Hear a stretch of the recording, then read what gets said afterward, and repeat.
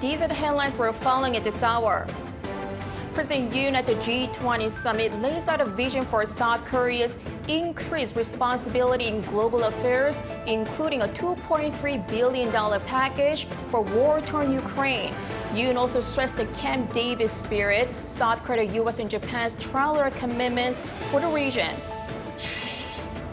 Also at the G20 summit, U.S. President Joe Biden said the U.S. does not want to contain China. In the following state visit to Vietnam, Biden elevated the U.S.-Vietnam relationship to a comprehensive strategic partnership in an apparent move to counter China. A powerful 6.8 magnitude earthquake in Morocco kills more than 2,000 people. South Korea vows assistance for the recovery. Good afternoon. President Yoon Suk-yeol wrapped up his diplomatic mission in the Indo-Pacific. After the ASEAN summit in Indonesia, the president during the weekend attended the G20 summit in India. There, the president laid out a vision of putting into action South Korea's increased responsibility toward global affairs, including an assistance package for Ukraine. Our top office correspondent Oh Soo-young has the details.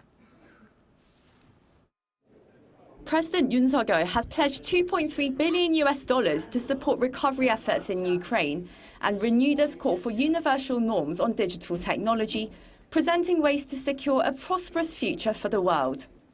Speaking at the G20 summit on Sunday, Yoon said Seoul will announce a $300 million package for Ukraine in 2024 and a $2 billion mid to long-term support plan consisting of long-term low-interest loans in 2025. The initial $300 million package will cover development cooperation and humanitarian aid, which would include the participation of international organizations such as the World Bank and the European Bank for Reconstruction and Development. This comes after President Yoon in July had a surprise meeting in Kyiv with Ukrainian leader Volodymyr Zelensky and pledged to roll out official development assistance to help rebuild the war-torn nation. This demonstrates Seoul's responsible role in leading the way to support the restoration of peace as a global pivotal state that contributes to freedom, peace and prosperity in the world, while also laying the foundation for full-scale participation in Ukraine's reconstruction in the future. Further elaborating on South Korea's role and contribution to a free and rules-based international order, President Yoon also emphasized the need to strengthen the role of multilateral development banks. In order to respond to new challenges such as overcoming the climate crisis and strengthening food and energy security, Yoon said it is vital to expand available financial resources and debt restructuring programs for low-income countries. Yoon pledged efforts to lead such discussions as Seoul serves as a co-chair along with France in the G20's International Financial Architecture Working Group. Addressing the fast-evolving advancement of digital technology, President Yoon renewed his push to establish new universal norms and established an international organization that addresses the misuse of technology and the widening digital gap between societies. A presidential official said Seoul will soon prepare and announce a digital bill of rights that ensures all people in all societies can enjoy the right to digital technology and push for measures to address the benefits and side effects of AI and digital tech, as well as the need for a consensus on ethical and moral norms. The South Korean leader in June proposed a set of basic principles on the ethical and sustainable use of technology. President Yoon stressing the importance and necessity of digital norms has been recognized by the international community, as shown by the G20 summit communique, which reflects Seoul's plan for cooperation in establishing international AI governance. Presenting measures to pursue freedom, peace and prosperity in the world amid complex challenges and bridging gaps between the global North and South. The top office says President Yoon aims to solidify Korea's status as a responsible actor in the international community as a global pivotal state. Oh Soo-young, Arirang News, New Delhi. Meanwhile, during the ASEAN and G20 summits, President Yoon took the chance to reiterate the commitments by South Korea, the U.S. and Japan in enhancing trilateral cooperation to ensure peace and prosperity in the Indo-Pacific region. Our Kim Do-yeon reports. Wrapping up the diplomatic super week of ASEAN and G20 summits, the presidential office said Sunday that what was achieved during the overseas trip reflects what South Korea, the U.S., and Japan declared at the Camp David summit just a few weeks ago. The principles and spirit of Camp David have provided a basis for agreements during summits on ASEAN and G20. Specifically speaking, the Trilateral cooperation of Camp David aims to contribute to the Indo-Pacific region, especially in areas such as development, maritime security, and the growth of advanced digital technology. This also comes as President Yoon reconnected with the other two leaders from the Camp David summit. Although short, Yoon and Japan's Fumio Kishida met to reaffirm their commitment to taking responsibility with regard to ongoing global crises. In addition, the two spoke about preparations for a trilateral summit between Seoul, Tokyo, and Beijing, possibly a move to seek Beijing's cooperation in dealing with North Korea's recent provocative behaviors.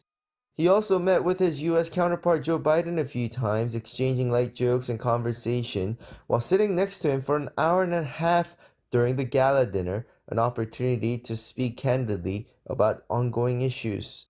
According to the top office, Yoon also met with the leaders of more than 20 countries during this past week, using the opportunity to drum up support for Busan's bid to host the World Expo in 2030. The final vote on hosting duties will take place at the Bureau International des Expositions in 2 months. He made sure to let those leaders know that the Busan Expo will focus on solutions to crises the world faces today.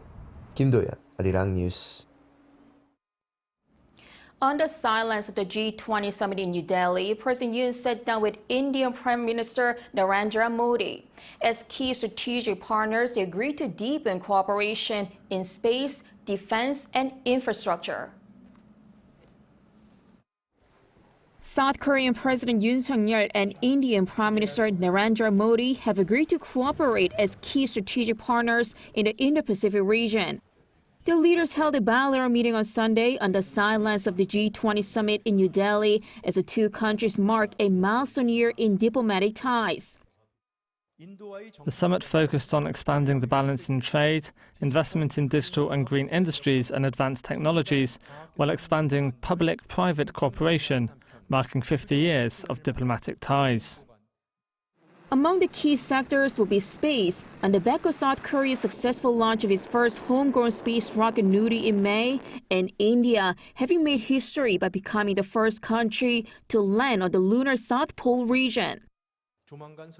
We will push for space cooperation between South Korea's soon-to-be-launched space agency and India's space agency, boasting 50 years of history. And we will foster research in space missions and satellites at a joint research center in India. On the defense front, Yoon and Modi also agreed on South Korea's continued provision of its K-9 howitzer and expand arms trade. And they also expect more active business exchanges with the easing of customs procedures under the expected launch of an electronic certificates of origin platform this year. Also under a $4 billion development cooperation fund by South Korea, domestic companies are expected to take part in more of India's infrastructure projects like smart cities.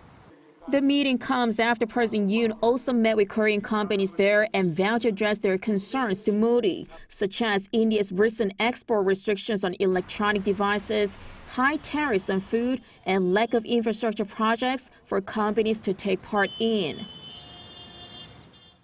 At the G20 summit, U.S. President Joe Biden said the U.S. does not want to contain China.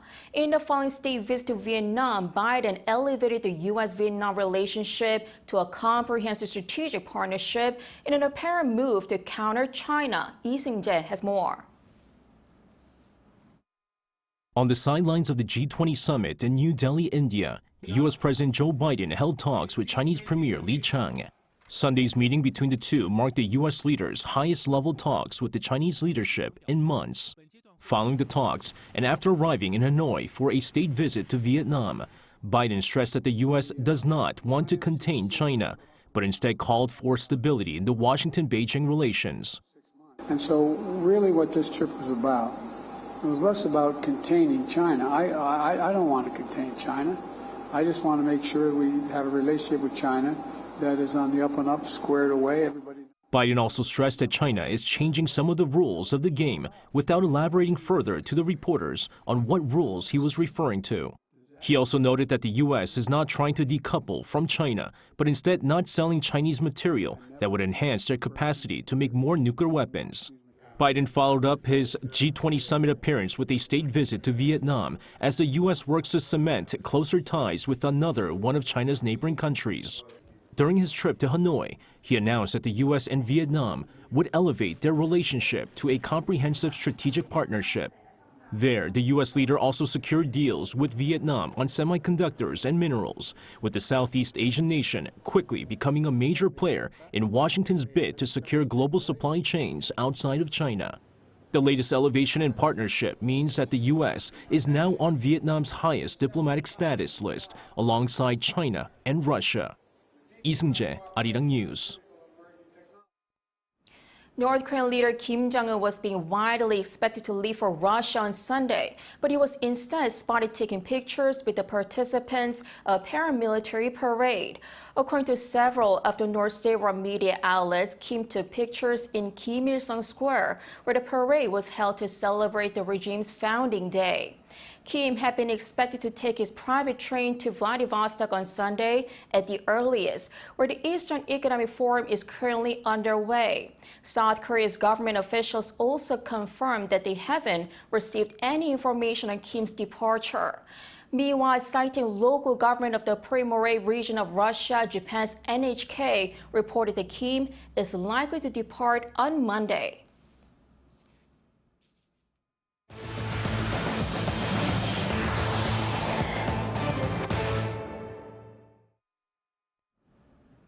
Over in Morocco, the death toll from the Friday's devastating earthquake continues to rise. Local authorities say it is the deadliest quake to hit the country in 6 decades, with over 2,000 people dead. South Korea is among the countries that vowed recovery assistance. Shin Se-byuk has the latest. More than 2,100 people have been killed and over 2,400 injured in Friday's powerful earthquake in Morocco. The 6.8 magnitude earthquake struck with an epicenter some 72 kilometers southwest of the North African country's historic city, Marrakesh. The deadliest quake to hit the country in 6 decades was quick to turn buildings and homes into rubble. Everything is gone. We lost everything. We lost our entire house. There are still people buried here in this house. They didn't get the rescue they needed, so they died.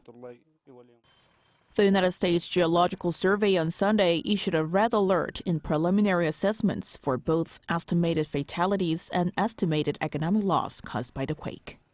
This is the highest possible alert level in the agency's 4-tier alert system.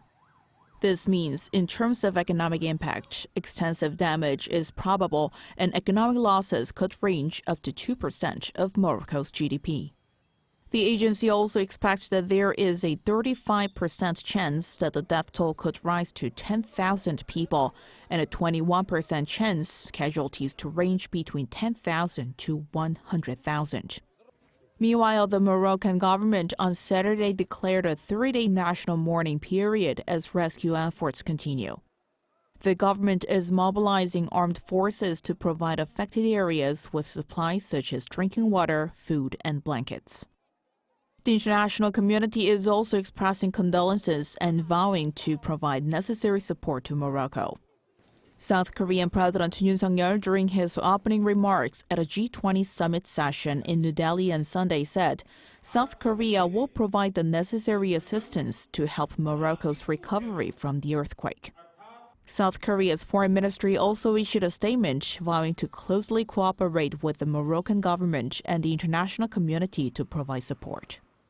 Turkey, where a deadly earthquake killed more than 50,000 people in February, is among the countries lending a hand. Algeria, which broke off ties with Morocco over a diplomatic row 2 years ago, also said it would open up its airspace for humanitarian and medical aid. The United States has also dispatched a team of disaster experts to assess the situation and to identify humanitarian needs. Other countries such as Spain, France, and Israel are also deploying resources and personnel to provide necessary support to Morocco. 신세벽, 아리랑 뉴스.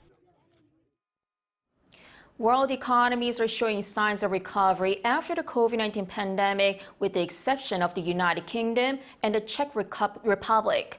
According to an OECD report released on Monday, the average GDP growth of 36 of the organization's 38 member countries between the fourth quarter of 2019 and the second quarter of this year was 5.1%. South Korea's GDP grew by 5.9% during the same period, putting it in the 16th place. The United States showed marginally larger economic growth at 6.1%, whilst Japan's economy grew at half the rate of South Korea's at 3%. BTS member V's first solo album, Layover, sold 1.67 million copies on the first day of release. South Korea's domestic music chart announced on Saturday that the album sold more copies in one day than any other K-pop solo artist has managed in their first week. The album also topped Japan's Oricon Daily Album Ranking chart on Saturday, selling over 220,000 copies in a day. The lead track, Slow Dancing, also topped Japan's Daily Digital Singles Ranking chart, and 3 of the other tracks were also on top 6.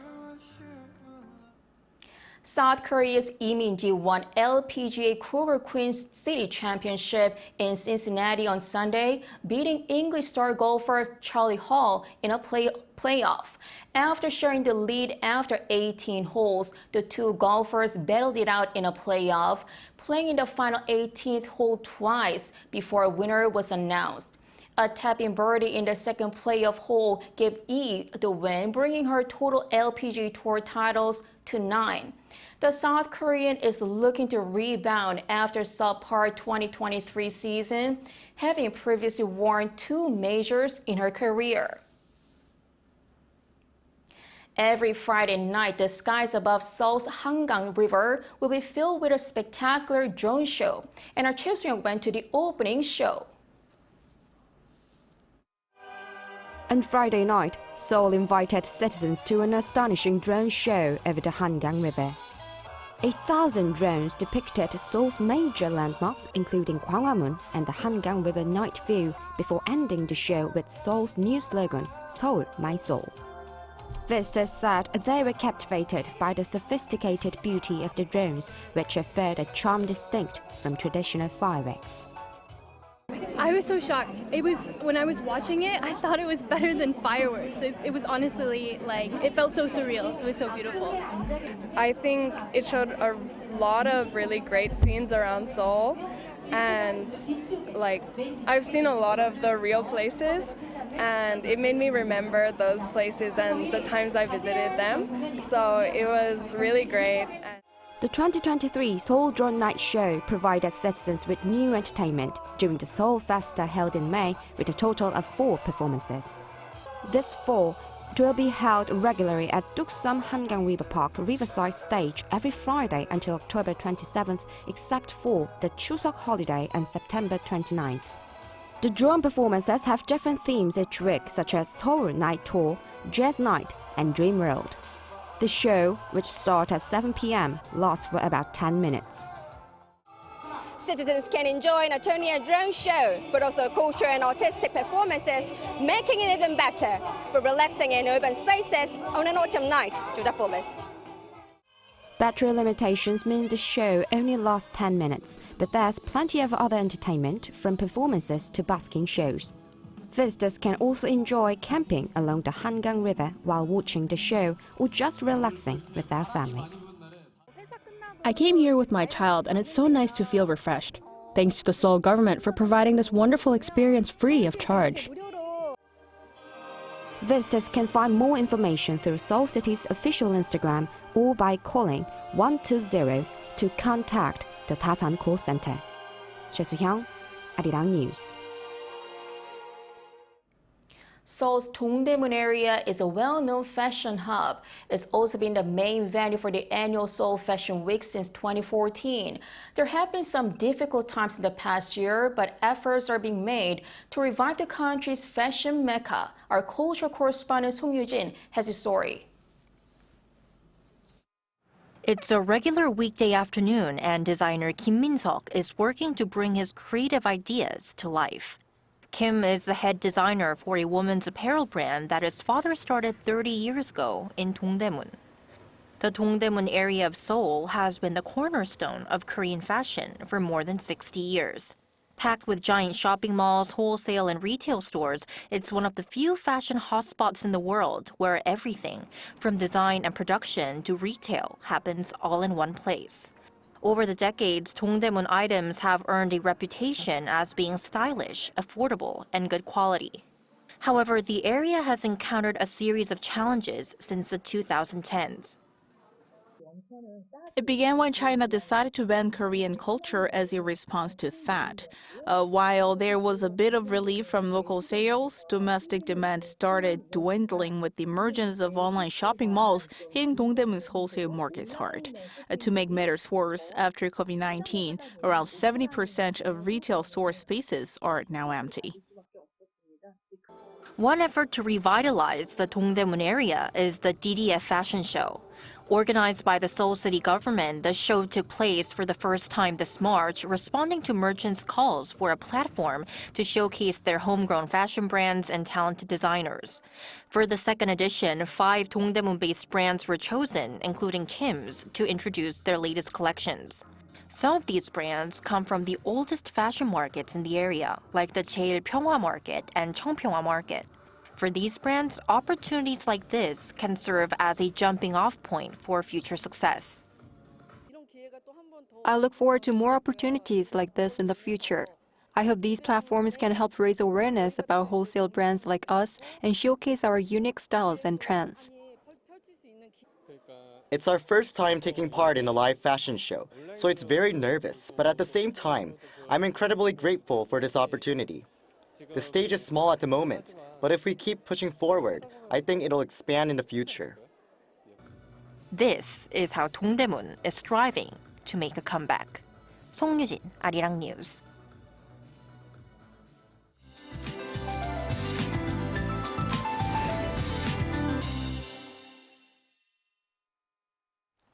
Good afternoon.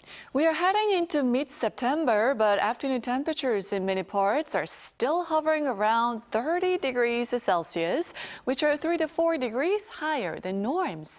Morning temperatures should have dropped into the teens by now, but we had a warmer start to the day, with temperature gaps of 7 to 10 degrees between lows and highs across much of Korea today. Inland regions are under mostly sunny skies, but east of Jeju will see rain before sunny skies return.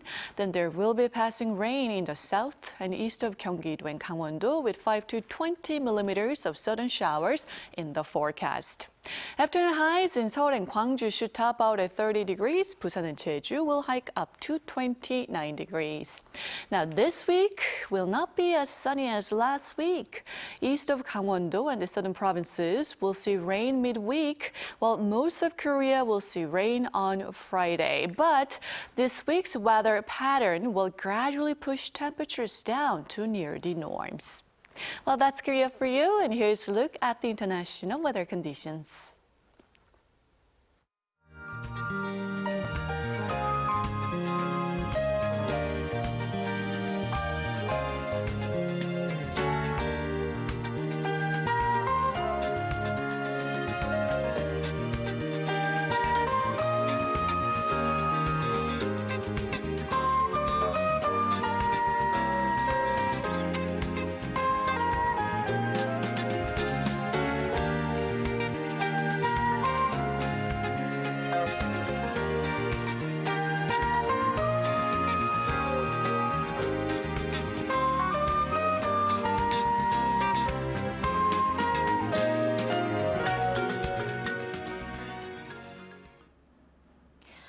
Morocco's central city of Marrakesh, near the epicenter of the devastating earthquake, is a historic city that was built 1,000 years ago.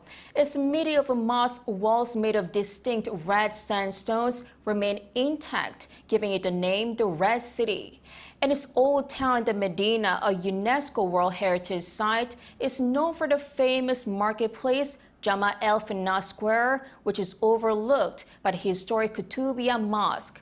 The distinct ancient structures attract millions of tourists every year, while also being the filming locations for Mission Impossible and Game of Thrones.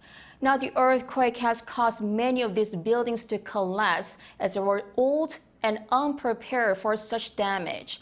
This is where we end today's newscast. Thanks for watching.